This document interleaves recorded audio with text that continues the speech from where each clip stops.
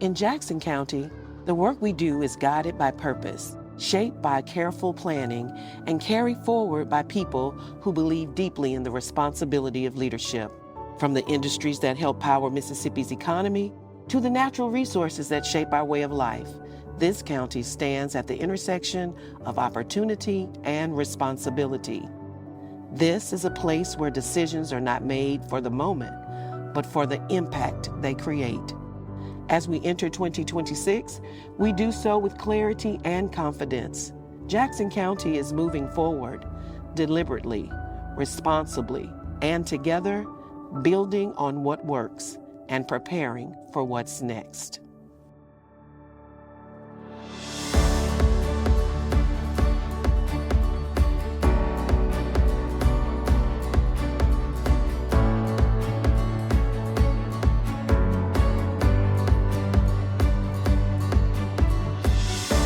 The state of the county is headed in the right direction. We're seeing moderate growth in the residential, commercial, and industrial sectors, and all of those are signs of a healthy community. Jackson County has had another phenomenal year, economic developmentally speaking. And it's important to remember and to remind ourselves that none of this is by accident. The success that we've experienced is all a function of, it's all a result of a very well thought out plan that is supported by both the public and private sectors in our community. Our Board of Supervisors has been instrumental as the leading public entity and authority in that partnership and in that equation. Jackson County, Mississippi is doing extremely well. We are continuing to grow and prosper, and as for the future, all I can say is it looks very good. In 2025, the Recreation Department completed around $670,000 worth of projects ranging from beach volleyball courts to a mini pitch at Gaucher Soccer, pier updates on some of the coastal piers, new playgrounds at Van Cleve and Latimer, as well as park updates at Kayak Park and Simmons Park. There's some great things that are happening here in Jackson County.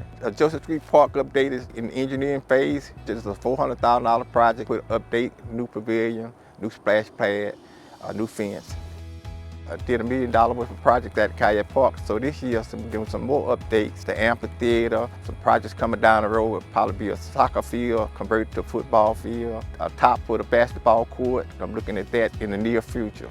This gives us upgrading our parks for our kids and our community. We have just upgraded all the libraries in Jackson County, and we just finished the library in Pascagoula, $4.2 million project. In the Van Cleve ballpark, we've added basketball courts, added a dog park, done major improvements on all of our baseball and girls softball fields. So we're going in there with new drainage, we're leveling them. We're also upgrading some bathrooms and some concession stands, and got a lot going on there.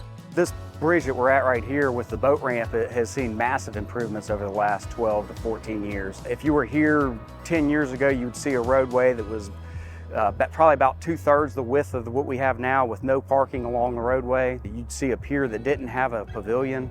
You see a lot of things that have been improved over the time. The road is now secure. We don't have any collapsing areas in the parking lot. So this boat launch is just one example of the many improvements we've made throughout the county. On Racetrack, we're building a new boat ramp that has been thought about for probably 15 to 20 years. You go over there now, you'll see ground broken already, and there's work going on.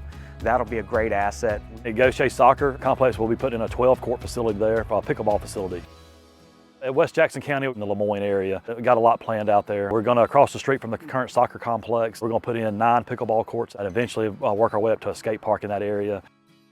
At Lumcumbus, we are continuing to do our upgrades with LED lighting and to continue to enhance and improve what we have. We have great facilities. It's just a matter of enhancing them, making them more modern and user-friendly for our citizens.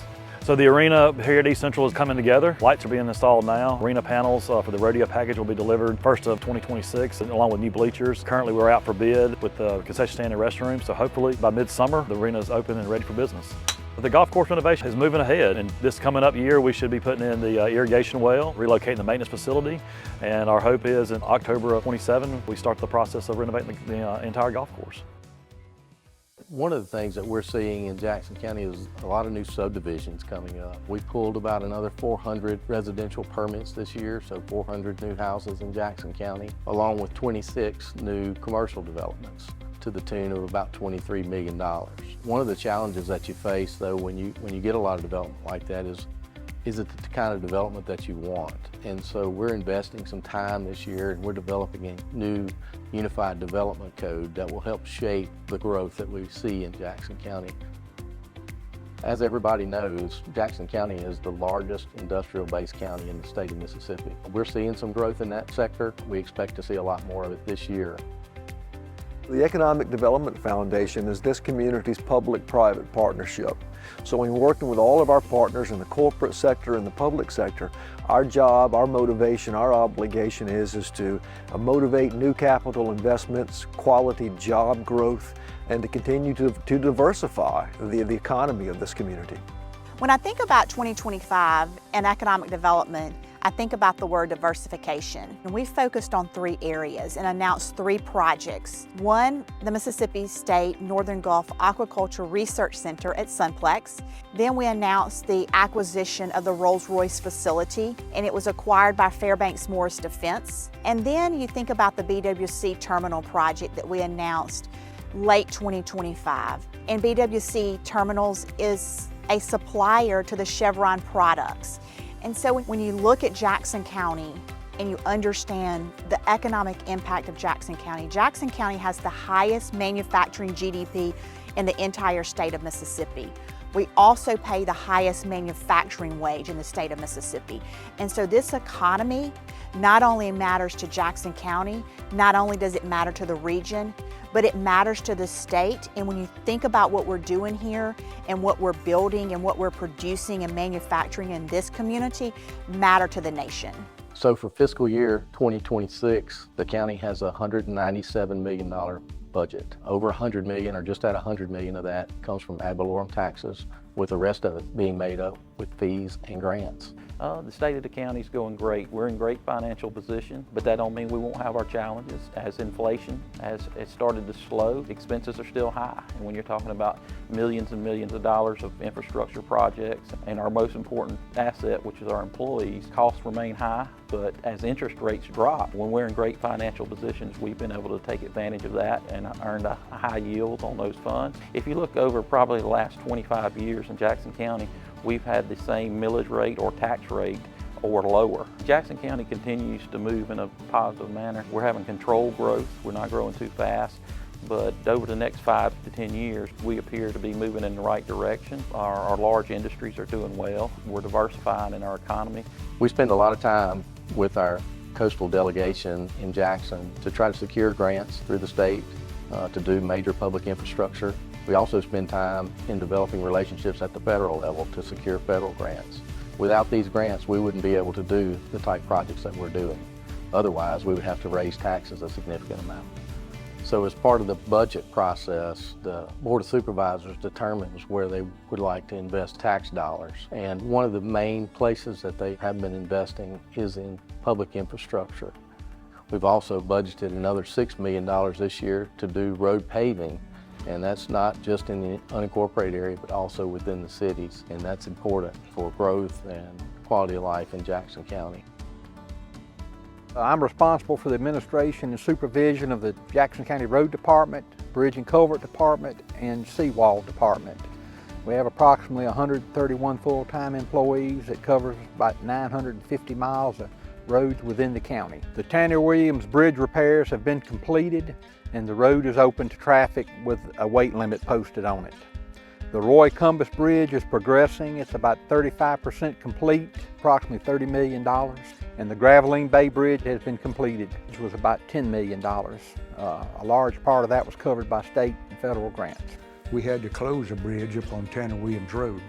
Up in the Halston area. It's a 600-foot bridge, and we had to do a lot of work on it. But we closed the bridge, and we got the bridge repaired and back open in November of last year. We're going to have to find money in the next 3 or 4 years to be able to replace that bridge, which is about a $10 million project. The Roy Cumbus Bridge has been in service since 1959. And it's on the Wade Van Cleve Road up in the north part of Jackson County. It's the only access across the Pascagoula River in the north part of the county.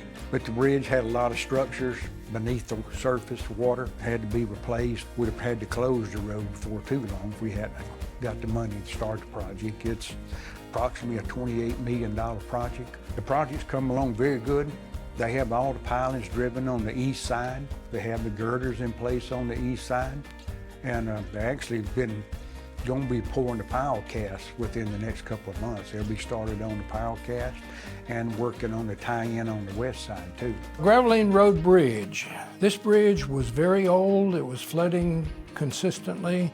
We were able to find money in the Emergency Road and Bridge Fund. It took almost 2 years to complete it. We did raise the bridge 10 feet, and that's very good news for citizens north of the bridge who now will be able to take a lot more boats out into the Gulf from their home. 609, the highway project that we've got that is going to create a big safety improvement, really enhance the aesthetics of 609 coming into St. Martin, going into Latimer, coming into Ocean Springs. That really is going to be a game changer because we're going to see the ditches filled in, we're going to see sidewalks on both sides of the road, we're going to see lighting along the roadway, and then we're going to see controlled turning points so you won't have a suicide lane down the middle of the road anymore. So there's going to be a tremendous improvement. And for a road with over 40,000 cars a day, it's unbelievable that we've been able to survive without those safety improvements this long.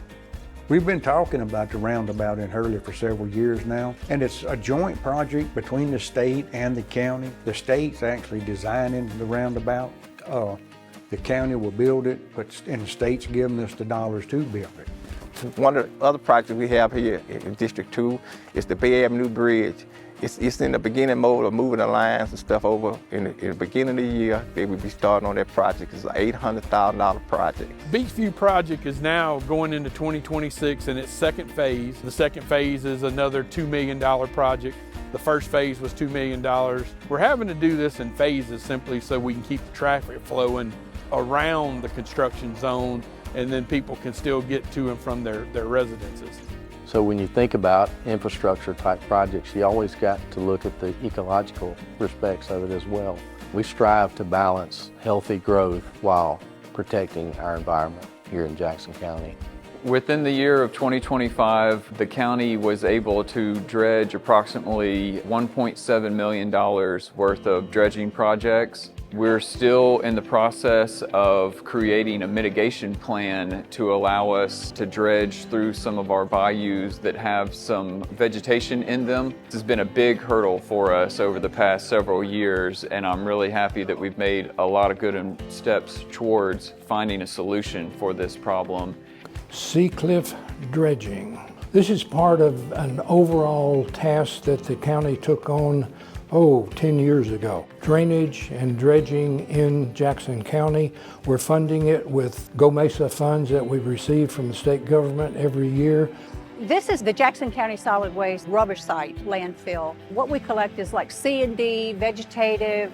We also have some other facilities out here that we do lead acid batteries. We do ferrous and non-ferrous metals. We also have an e-waste program that we're one of the few in the state. We have our vegetative and composting area where we grind all the vegetative debris that we collect throughout Jackson County from homes, and we grind it up and compost it and make topsoil, which is free to Jackson County residents at any time they want to come and get it and load it themselves. The Household Hazardous Waste has been an annual event that we've done every year for over 20 years for our residents, okay? And all of our cities participate in this event. Jackson County has decided we want to have a permanent site, and hopefully once we get this permanent site, the schedule of the opening of it will allow residents to come more than once a year, and that's our goal. One major investment that the county has made over the last year and going forward is going to be in our South Mississippi Mental Health Center, a new mental health organization right here in Jackson County to meet the needs of our community. South Mississippi Mental Health Center is going to have its core services located here at Doctors Plaza. Additionally, we'll have a 16-bed crisis stabilization unit that will be providing care for those that don't meet hospital level care but need a safe place to be supported and stabilized for some crisis. We'll have services for intellectual and developmental disabilities that are called day services in a group home where there's individuals that have 24/7 supports in the home. We'll have psychosocial rehab programs, and then as we roll out services and continue to provide service, we'll look at the need that the community has where we may embed therapists in schools, or we may embed therapists in other medical clinics, or even open satellite offices to better cover the catchment area in Jackson County. My office oversees emergency management. We oversee county fire, homeland security, and I'm also the liaison for the county and the cities with the Acadian Ambulance Service. Right now, currently, we have 22 fire stations scattered throughout the county. 11 of those are manned. We've got volunteers that back us up. We just opened a new fire station, which cost about $1.5 million. And also, I'm continuously upgrading our current stations, redoing things, making them more modern, making them more efficient, and that's things we're working on. The building here that's going up behind us is going to be our new Emergency Operations Center. We'll work our EMA offices out of there, our county fire administrative offices, and also in times of emergency when we activate, this is where our operations center is going to be. The county was able to secure an over a $5 million grant to get the building started, and the rest of the county's paying for. We're looking at some growth in the Sunplex Light Industrial Park. You've seen a couple of expansions out there with Superior Optical, with American Bait Works. Now you're seeing the MSU research facility being built out there, as well as the Emergency Operations Center that the county is building. And those are examples of how you set the stage for growth and get out in front of it so that when it's ready, it's able to come in. The Mallet Road Corridor has been recently completed in the last couple of years, and now we're starting to see things pop up out there. Where I'm standing right now is the future Bass Pro Shop. This 60-acre parcel will be developed by a national developer that already has a commitment from Bass Pro Shop to locate here. And he also has a commitment going into 2026 for 3 other sites that are going to locate here. Another area where we're seeing some growth is at the Trent Lott Airport. We've invested a lot of money out there through grants, also through county funds, to try to set the stage for more growth and economic development out there. There's an $8 million apron that's being built as we speak, and hopefully that sets us up to attract MRO facility or other aviation-related businesses. The county is postured for a bright future. If we continue moving the county forward in the right ways, economic development is going to continue to come, and our residents are going to benefit from it. One of the most exciting aspects about Jackson County is the growth that we're seeing across the board. The county continues to invest in parks and recreation, infrastructure, and thoughtful economic development in both our unincorporated areas and our cities. At the same time, our cities are investing in their downtowns and in projects that improve the quality of life. Together, these efforts are making Jackson County the best it can be for everyone.